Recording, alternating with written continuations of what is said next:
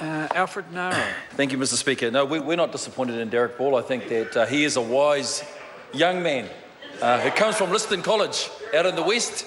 And I actually visited Liston College not so long ago, saw the principal there, who proudly said that they are proud that one of their old boys has become a member of Parliament, and so I think they're very proud of Derek Ball, and so we're proud that he's a member of the Social Service Select Committee and makes a great contribution to the committee as well. But Mr. Speaker, just in regards to the second reading of the bill, I think, Mr. Speaker, that there's a lot been said about the bill. It is a technical piece of legislation that is correcting something that goes back to 1998, and I'll keep saying that again because it has been some time around that, Mr. Speaker.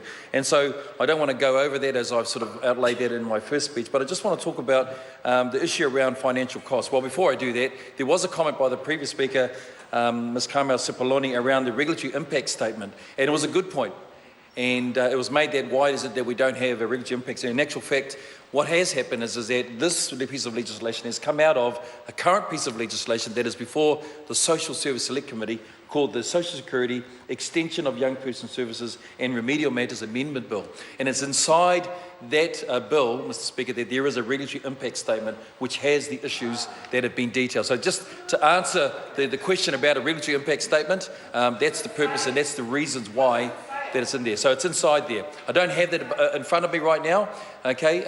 But we can get that before, and I'm sure that throughout the night there'll be opportunities to talk about the points that want to be raised in regards to the regulatory impact statement to this current bill.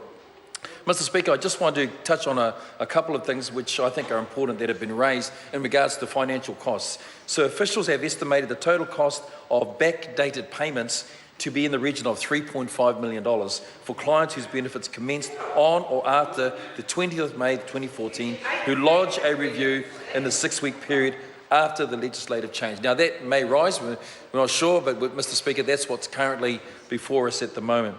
Until legislative change takes effect, the Ministry will begin paying benefits consistent with current legislation.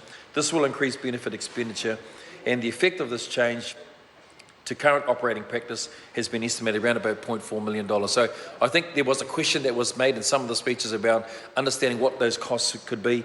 And to that last point around financial costs, to put this in perspective, we reduced the expected costs of supporting current beneficiaries over their lifetime by $7.5 billion last year. That's become a part of the overall package in which this government has made to provide support to those that are on benefits as well. Mr. Speaker, that's my sort of brief contribution at this stage. I look forward to the committee stage and some of the other discussions and debates there may be, but I do commend this bill in the second reading to the House.